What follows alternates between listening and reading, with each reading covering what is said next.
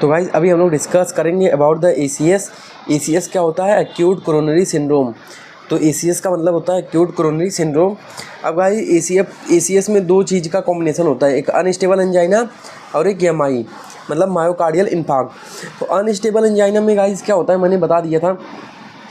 यहाँ पे दोनों में अगर मैं डिफरेंट बताऊँ ना, तो अनस्टेबल एंजाइना में क्या होता है, यहाँ पे थ्रोम्बस होता है और उसके ऊपर प्लेक होता है ना। तो थ्रोम्बस और प्लेक दोनों होता है अनस्टेबल एंजाइना में, पर यहाँ पे पार्शियल ब्लॉकेज होता है। क्या होता है? पार्शियल ब्लॉकेज, कंप्लीट ब्लॉकेज नहीं होता। पर MI में गाइस क्या होता है ना, MI में ना ऑलमोस्ट कंप्लीट ब्लॉकेज हो जाएगा अगर STMI का रहेगा। नॉन STMI वाला क्या होता है, उसमें भी पार्शियल ब्लॉकेज होता है, वह blockage as compared to unstable angina ज़्यादा होता है। ठीक है गाइज। तो MI में मध्य ये अनस्टेबल और STMI होगा, नॉन STMI होगा। नॉन STMI में ना सारी लेस डेंजरस होता है, ये लेस डेंजरस होता है क्योंकि यहाँ पे क्या होता है, पार्शियल ब्लॉकेज होता है यहाँ पे। और STMI ना ये सबसे डेंजरस होता है क्योंकि यहाँ पे कंप्लीट ब्लॉकेज होता है। तो यहाँ पे ST एलिवेशन होता है STMI में। नॉन STMI में अगर ECG में चेंजेस देखेंगे ना, तो ये तो ST डिप्रेशन होगा या फिर T इन्वर्जन होता है इसमें, ST डिप्रेशन या फिर T इन्वर्जन होता है। ठीक है गाइज, तो एलिवेशन इसमें नहीं मिलता। अब अनस्टेबल एंजाइना भी गाइज ना एक प्री स्टेज होता है MI का। अगर मैंने अनस्टेबल एंजाइना को ट्रीट नहीं किया तो किस में कन्वर्ट हो जाता है, मेरा MI में कन्वर्ट हो जाएगा। तो प्री MI स्टेज होता है ये अनस्टेबल एंजाइना। अब गाइज अनस्टेबल एंजाइना और MI में डिफरेंट बताऊं तो जो इसका पेन होता है ना वो लेस देन 20 मिनट तक रहता है, पर इसका MI का पेन ग्रेटर देन 20 मिनट तक रहता है। क्योंकि अगर एक बार सेल डेथ हो गई तो क्या ही पेन होगा ना MI में, मतलब पेन क्या होगा अगर सेल डेथ हो गई तो, है ना गाइज। और अनस्टेबल का एंजाइना लेस देन 20 मिनट का होता है और रेस्ट पे भी हो सकता है। अनस्टेबल एंजाइना का पेन कहाँ बेसिकली कभी होता है, रेस्ट पे, और नॉर्मली रेस्ट से रिलीफ नहीं होता, ये रिलीफ होता है GTN से, नाइट्रोग्लिसरीन से रिलीफ होता है ना। तो ये मैंने बता दिया गाइज। इसके बाद यहाँ पे इसकी पैथोजेनेसिस में यही है कि यहाँ पे थ्रोम्बस और प्लेक दोनों बन जाते हैं। तो इसको मैंने बता भी दिया है कि थ्रोम्बस प्लेक कैसे बनते हैं, ये भी मैंने बता दिया है कि यहाँ पे थ्रोम्बस और प्लेक दोनों बन जाते हैं, है ना। दोनों यहाँ पे थ्रोम्बस और प्लेक दोनों बन जाते हैं। उसके बाद गाइज अब अनस्टेबल एंजाइना और बाद में किस में कन्वर्ट होता है, MI में। अब गाइज इसमें क्लिनिकल फीचर में बताता हूँ। तो क्लिनिकल फीचर वही, मतलब चेस्ट पेन दिखता है बंदे को, सीवियर चेस्ट पेन होता है। ठीक है, पेन रेडिएट करता है जॉ में, नेक में रेडिएट करता है ना, पेन रेडिएट करता है जॉ में, रेडिएट करता है नेक में। एपिगैस्ट्रिक पेन, कभी कभी एपिगैस्ट्रिक पेन होता है विथ वोमिटिंग, तो इसको लोग बोलते हैं एक्यूट पैंक्रेटाइटिस है। तो ऐसा नहीं है गाइस, सब कुछ देखना रहता है।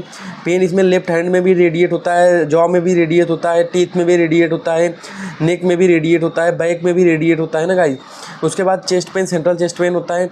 और इतना ज़्यादा चेस्ट पेन हो जाता है, बहुत सीवियर चेस्ट पेन होता है गाइस इसमें। जैसे हम लोग कोई कपड़ा मरोड़ रहे हैं, इतना तेज़ है इसमें चेस्ट पेन होता है, मतलब बहुत ही सीवियर चेस्ट पेन होता है। चेस्ट टाइटनेस इसमें इतना रहती है, तो ठीक है, तो चेस्ट पेन इसमें सीवियर होता है।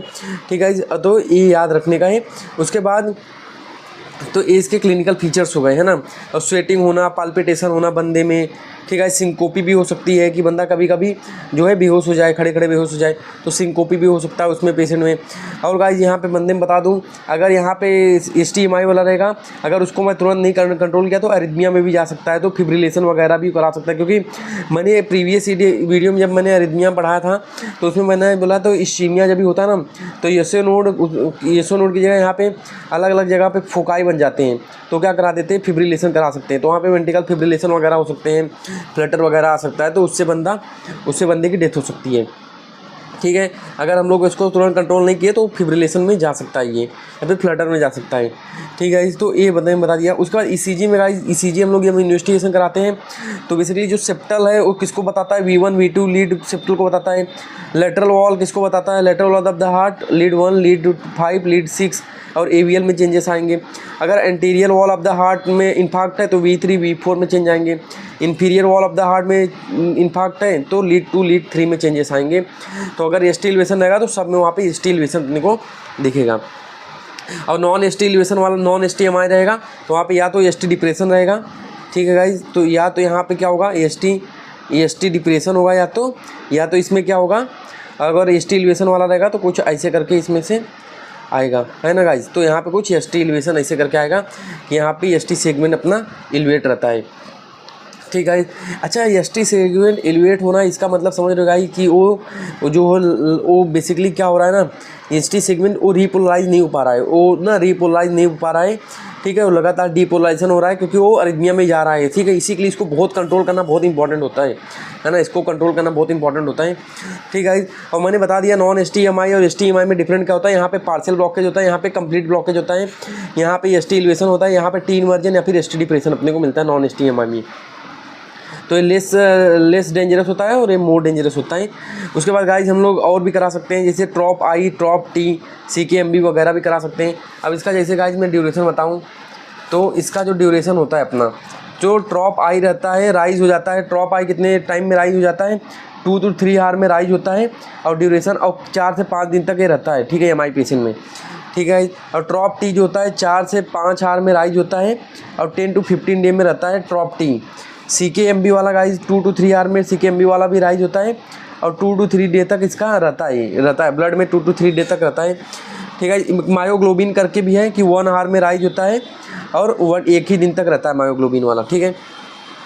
ये गाइज मैंने बता दिया, तो ये हम लोग ने देख लिया CKMB वगैरह, ट्रॉप आई, ट्रॉप टी, ठीक है। उसके बाद गाइज इसके बाद और मैं बताऊँ तो अब इसके बाद ये मैंने बता दिया कि जो अपना ECG चेंजेस होते हैं ना, अब मैं ECG चेंजेस मैं बताता हूँ बाद में MI में, पर थोड़ा सा मैं पहले आगे बता दूँ। उसके बाद गाइज हम लोग एक्सरे चेस्ट करा देते हैं कि यहाँ पे कोई हार्ट फेलियर वगैरह में नहीं तो पल्मोनरी एडिमा वगैरह, हार्ट की साइज वगैरह हम लोग इसमें देख लेते हैं ना। उसके बाद गाइज 2D इको और कोरोनरी आर्टरी एंजियोग्राफी करा के हम लोग देख लेते हैं कि ब्लड वेसल की कंडीशन क्या है। तो हम लोग मैंने बताया था डाई डाल के एक्सरे लेते हैं एंजियोग्राफी में। उसके बाद ये मैंने बता दिया गाइज कार्डियक बायोमार्कर, तो ये सब हम लोग इन्वेस्टिगेशन कराते हैं। उसके बाद इस पेशेंट में लिपिड प्रोफाइल, शुगर लेवल, ये सब भाई अपने को सब कुछ देखना रहता है ना। अब गाइस अभी जैसे अभी मैं बताता हूँ ना कि जैसे अभी पेशेंट आता है ना तो कंप्लेन क्या करके आता है, क्योंकि यहाँ पे जब भी पेशेंट आएगा ना तो patient come with severe chest pain, pain radiated to left arm, ठीक है। वोमिटिंग होगा उसको, नाउजिया होगा उसको, हो सकता है उसको एपिगैस्ट्रिक पेन भी हो, ठीक है। जॉ में भी पेन रेडिएट कर सकता है विथ उसका ब्लड प्रेशर, BP उसका गाइस हाई रहता है। मेनली इन्फीरियर वॉल को अगर मैं छोड़ दूँ ना तो नहीं सॉरी, अगर मैं BP सब में ही हाई रहता है। BP इसका बेसिकली ऐसा देगा आपको 150/100 है या फिर 160/100 है। पल्स रेट इसमें बढ़ा रहेगा, पल्स रेट बनने में क्या रहेगा, बढ़ा रहेगा, बंदा अरिथमिया की तरफ जा रहा होता है तो पल्स रेट यहाँ पे बंदा बढ़े रहता है बंदे में, तो BP हाई रहता है, पल्स रेट हाई रहता है। याद रखना गाइस अगर inferior wall of the heart है जो कि राइट साइड वाला तो उसमें पल्स रेट कम आता है, ठीक है। मेनली पल्स रेट और BP क्या होते हैं, हाई होते हैं। जैसे जैसे हार्ट अगर हम लोग इसको ठीक नहीं कर पाए तो अगर हार्ट फेलियर की तरफ जा रहा है तो BP डिक्रीज हो जाता है, उसमें हाइपोटेंशन में बंदा जा रहा था। तो अपने को देखना है हार्ट फेलियर तो नहीं है, तो उसके अकॉर्डिंगली अपने को ट्रीटमेंट करना है कि क्या है बेसिकली ये है ना गाइस। तो ऐसा कंप्लेन लेके आता है बंदा, ठीक है। उसके बाद वहाँ पे ब्रेथलेसनेस वगैरह, फैटिक वगैरह, स्वेटिंग वगैरह ये सब भी उसमें होगा पेशेंट में, ऐसा आएगा, है ना। उसके बाद गाइज मैं बताऊं जो STMI वाला रहेगा उसका ट्रीटमेंट और नॉन STMI और अनस्टेबल एंजाइना ये दोनों का ट्रीटमेंट सेम है और STMI का ट्रीटमेंट में थोड़ा सा डिफरेंट होता है। याद रखना गाइज इसमें ना रीपरफ्यूजन थेरेपी हम लोग देते हैं और इसमें हम लोग रीपरफ्यूजन थेरेपी नहीं देते क्योंकि इसमें पार्शियल ब्लॉकेज है ना, तो और यहाँ पे कंप्लीट ब्लॉकेज है, इसीलिए रीपरफ्यूजन थेरेपी देना रहता है। तो सबसे पहले ये एक्यूट मैनेजमेंट क्या करते हैं हम लोग, तुरंत मैनेजमेंट क्या करते हैं, मॉर्फिन, ऑक्सीजन, नाइट्रोग्लिसरीन और एस्पिरिन ये अपनी मेन होती है। सबसे पहले बंदे को हम लोग 5 to 10 mg IVSS हम लोग तुरंत लगाते हैं उसको, और IV लगा के 5 to 10 mg मॉर्फिन हम लोग दे देते हैं, ठीक है। और जब तक चेस्ट पेन नहीं होता तो हम लोग उसको रिपीट कर सकते हैं, ठीक है। तो ये मॉर्फिन दिया, उसके बाद अगर ऑक्सीजन उसको हाइपोक्सिया में जा रहा है तो उसको ऑक्सीजन हम लोग लगा देंगे। उसके बाद नाइट्रोग्लिसरीन 0.4 mg सबलिंगुअल हम लोग तुरंत दे देते हैं, 0.4 mg नाइट्रेट हम लोग दे देते हैं, सबलिंगुअल हम लोग दे देते हैं। और एस्पिरिन गाइज हम लोग दे देते हैं 300 mg एस्पिरिन दे देते हैं क्योंकि एज ए एंटी प्लेटलेट्स को काम करता है। तो प्लेटलेट जो डिसलॉज है यहाँ पे प्लेटलेट जो चिपका हुआ उधर से निकालता है और आगे यहाँ पे प्लेटलेट्स को ज्वाइन नहीं होने देता, ठीक है। तो ये होता है मतलब रास्ता वो क्लियर करता है। उसके बाद सेम ट्रीटमेंट गाइज इनिशियल वाला इसमें भी चलता है, पर उसके बाद ना जैसे ट्रीटमेंट में अगर बताऊं तो यहाँ पे भी एंटी प्लेटलेट चलता है, जैसे एस्पिरिन हो गया, क्लोपिडोग्रेल वगैरह हो गया, तो ये चलता है इसमें भी एस्पिरिन और क्लोपिडोग्रेल वगैरह चलता है एंटी प्लेटलेट। एंटीकोगुलेंट हिपैरिन वगैरह भी हम लोग देते हैं जब पेशेंट डिस्चार्ज होता है तो, पर इसको ज़्यादा टाइम तक नहीं देते क्योंकि बंदे में फिर ब्लीडिंग मैनिफेस्टेशन आने लगते हैं, ठीक है। तो इसमें भी एंटीकोगुलेंट हम लोग देते हैं। उसके बाद गाइज इसमें थ्रोम्बोलाइटिक हम लोग देते हैं, जैसे टिश्यू प्लाज्मोजीन एक्टिवेटर, तो ये बेसिकली क्या होता है ना, जैसे अल्टीप्लेज वगैरह हो गया, टेनेक्टीप्लेज वगैरह हो गया। तो ये जो क्लोड बना है ना, जो यहाँ पे क्लोड बना है, इसको तोड़ देते हैं। पर इसमें चांसेस क्या होता है स्ट्रोक के, क्योंकि अभी ये टूटेंगे तो डिसलॉस होकर ब्रेन में भी जा सकते हैं, तो वहाँ पे सेरिब्रल स्ट्रोक करा सकते हैं और ये ब्लीडिंग भी करा देते हैं, है ना, ये ब्लीडिंग भी करा देते हैं। पर अपने को तो रीपरफ्यूज करना है क्योंकि कंप्लीट ब्लॉकेज है, या तो ऐसे मर जाए या तो ऐसे मर जाए, तो बेसिकली कम चांस होता है। तो हम लोग बेसिकली क्या करते हैं, क्योंकि अब रीपरफ्यूज नहीं करेंगे तो बंदे का कंडीशन और वर्स्ट होगी, बेसिकली हम लोग यहाँ पे थ्रोम्बोलाइटिक हम लोग इसमें दे देते हैं। और अगर अपने पास गाइस पीसीआई ना, तो हम लोग पीसीआई बेटर ऑप्शन होता है थ्रोम्बोलाइटिक से। और थ्रोम्बोलाइटिक हम लोग लेस देन 4.5 आवर में देना रहता है उसको, जब एक्यूट आया उसके 4.5 आवर के अंदर देना रहता है। और गाइस परक्यूटेनियस इंटरवेंशन ये दिया या नहीं दिया, पर ये अपने को करना ही करना है पेशेंट में, क्योंकि हम लोग ये बेसिकली इसमें भी हम लोग करते हैं, ये वाला जाके ना अनस्टेबल एंजाइना या फिर नॉन एसटीएमआई में भी हम लोग करते हैं बाद में। पर इनिशियली तो हम लोग इसमें देते ही हैं कि एसटीएमआई में तो हम लोग परक्यूटेनियस कोरोनरी इंटरवेंशन करते हैं, स्किन के थ्रू जाके बलून डायलेट कर देते हैं ब्लड वेसल में और स्टेंट डाल देते हैं। बाद में गाइस हम लोग धीरे धीरे करके इसमें हम लोग CABG वगैरह भी कर सकते हैं, पर मेनली PCI हम लोग को देना है, फ़ौरन ही देना है। इनकेस अगर नहीं है तो थ्रोम्बोलाइटिक दिया और उसके बाद हम लोग को PCI करना ही करना है कैसे भी करके। उसके बाद गाइस एंटी हिस्टामिक हम लोग दे देते हैं, जैसे नाइट्रेट हो गया, बीटा ब्लॉकर हो गया, ठीक है, तो एंटी हिस्टामिक हम लोग दे देते हैं, नाइट्रेट एंड बीटा ब्लॉकर। उसके बाद स्टैटिन वगैरह भी हम लोग इसमें गाइस दे देते हैं। लाइफ स्टाइल मॉडिफिकेशन हम लोग को करना रहता है कि तेल कम खाना है, कोलेस्ट्रॉल कम करना है, ठीक है, नमक कम करना है, डाइट अच्छे से लेना है, प्रॉपर डाइट लेना है, फल फ्रूट खाना है। उसके बाद गाइस मतलब उसको हम लोग बोलते हैं एक्सरसाइज वगैरह करने के लिए। डायूरेटिक हम लोग दे देंगे तो हार्ट पे लोड कम पड़ेगा, और अगर बीपी वगैरह ज़्यादा है तो हम लोग ACEI मतलब वाल जो ये अपना होता है ना, इनालाप्रिल, कैप्टोप्रिल, ये सब दे देते हैं। ARB या फिर हम लोग ARB यूज कर लेते हैं, ARB जैसे वाल साटन, टेलमी साटन, ये सब भी और हम लोग यूज कर सकते हैं ना, तो इसमें भी ये सब हम लोग दे सकते हैं। पर यहाँ पे रीपरफ्यूजन थेरेपी हम लोग थ्रोम्बोलाइटिक वगैरह हम लोग इसमें नहीं देते हैं NSTMI में, क्योंकि यहाँ पे पार्सल ब्लॉकेज होता है, कोई मतलब नहीं है देने का, और हम लोग कॉम्प्लिकेट ही कर रहे हैं उसको अगर हम लोग दे देंगे तो, ठीक है ना गाइस। तो ये हो गया। उसके बाद तो ये सब मैंने बता दिया आपको। उसके बाद नेक्स्ट हम लोग देखते हैं मेन गाइस ने यहाँ पे ECG चेंजेस, जब भी पेशेंट के MI होता है ना, तो ECG चेंजेस क्या क्या होते हैं। तो मैं गाइस अभी आपको ECG चेंजेस की तरफ लेके चलता हूँ। तो गाइस सबसे पहले ECG चेंजेस में ना, ये नॉर्मल ECG है अपनी, ये नॉर्मल ECG है। दूसरा में क्या होगा, हाइपर एक्यूट टी वेव। तो हाइपर एक्यूट टी वेव, तो टी वेव यहाँ पे थोड़ा सा इनलार्ज मिलता है अपने को।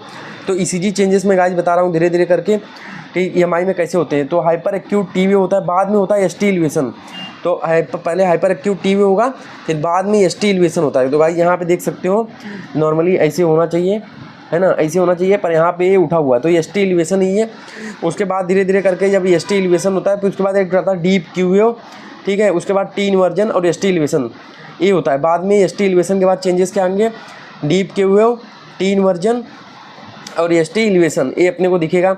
बाद में गाइस क्या होता है, ST एलिवेशन इंप्रूव होता है धीरे धीरे करके ना। अब यहाँ पे देखो तो धीरे धीरे करके ST एलिवेशन ना अपना इंप्रूव होने लगता है, इंप्रूव होता है, और डीप क्यू वेव भी धीरे धीरे करके इंप्रूव होता है। लास्ट में गाइस देखोगे टी वेव नॉर्मलाइज हो जाता है, यहाँ पे टी वेव नॉर्मलाइज होता है, पर यहाँ पे डीप क्यू वेव ना गाइस परसिस्टेंट रहता है।